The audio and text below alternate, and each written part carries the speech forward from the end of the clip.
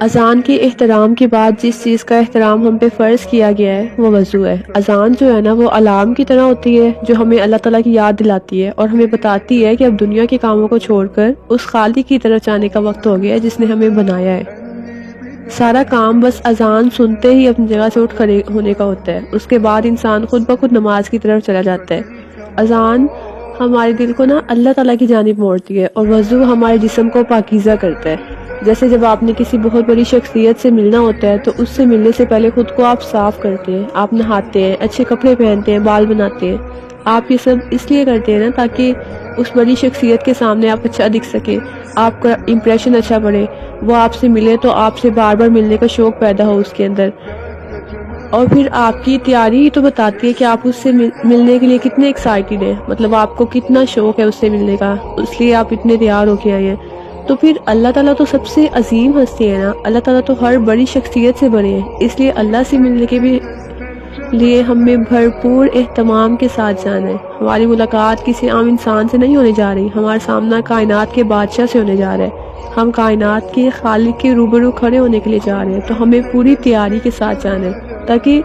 ہمارا خالق ہمیں دیکھ کر خوش ہو اور اسے پتہ چلے کہ میرا بندہ واقعی مجھ سے ملنے کے لیے بے چین ہے، واقعی وہ پرجوش ہے۔ ہم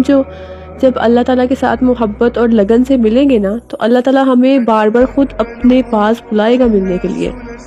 تو وضو جو ہے نا، وضو صرف ہمارے جسم کو پاک نہیں کرتا بلکہ وضو ہماری روح کو بھی پاکیزہ کرتا ہے، کیونکہ یہ اہتمام ہم اللہ تعالیٰ سے ملنے کے لیے کرتے ہیں، اس لیے اس کی نیت پہلے سے ہی پاکی کی ہوتی ہے۔ اور رسول اللہ صلی اللہ علیہ وسلم نے فرمایا کہ جب کوئی مومن وضو کرتے ہوئے اپنے چہرے کو دھوتا ہے نا تو جیسے ہی اس کے چہرے سے پانی کا قطرہ گرتا ہے یا پانی کا آخری قطرہ گرتا ہے تو اس کے گناہ جھڑ جاتے ہیں جو اس نے اپنی آنکھوں سے کیے ہوتے ہیں۔ تو جیسے ہی اس کے ہاتھوں سے پانی کا آخری قطرہ گرتا ہے تو اس کے وہ گناہ جھڑ جاتے ہیں جو اس نے اپنے ہاتھوں سے کیے ہوتے ہیں، اور جیسے ہی اس کے پاؤں سے پانی کا آخری قطرہ گرتا ہے تو اس کے وہ تمام گناہ جھڑ جاتے ہیں جو اس نے اپنے پاؤں سے کیے ہوتے ہیں، یہاں تک کہ وہ گناہوں سے پاک ہو جاتا ہے۔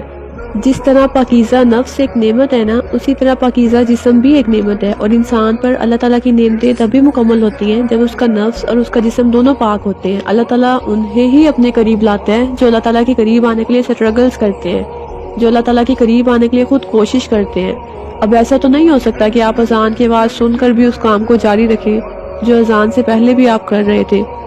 اور پھر آپ یہ سوچیں کہ اللہ تعالیٰ ہی آپ کو نماز کے لیے نہیں بلاتے،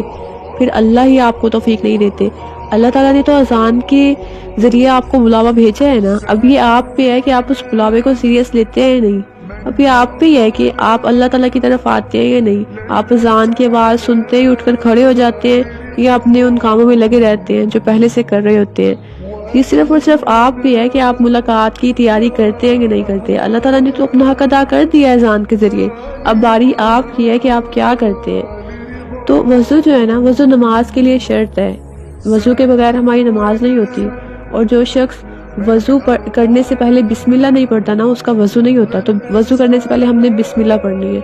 صرف بسم اللہ، بسم اللہ الرحمن الرحیم، پوری بسم اللہ نہیں پڑھنی، ہم نے صرف بسم اللہ کہنا ہے۔ اور جو شخص وضو کرنے سے پہلے بسم اللہ نہیں پڑھتا نا اس کا وضو نہیں ہوتا۔ رسول اللہ صلی اللہ علیہ وسلم کی ایک حدیث ہے جو مجھے بہت خوبصورت لگتی ہے، فرماتے ہیں کہ میری امت کے لوگ وضو کے نشانات کی وجہ سے قیامت کے دن سفید پیشانی اور سفید ہاتھ پاؤں والوں کی شکل میں بلائے جائیں گے، تم میں سے جو کوئی اپنی چمک بڑھانا چاہتا ہے تو وہ بڑھا لے۔ سبحان اللہ، اتنی خوبصورت حدیث ہے یہ کہ جب ہم قیامت والے دن اللہ تعالیٰ کے سامنے ہوں گے نا تو ہم وضو کے نشانات کی وجہ سے پہچانے جائیں گے۔ تو اگر کوئی تم میں سے چاہتا ہے کہ وہ اپنی چمک کو بڑھائے تو وہ زیادہ سے زیادہ وضو کرے، وہ ہر ٹائم وضو کی حالت میں رہے۔ کچھ لوگ کہتے ہیں کہ وضو کی نیت کے الفاظ بھی گئے چاہیے، تو دیکھیں جو زبان سے نیت کے الفاظ ہے نا وہ کہنا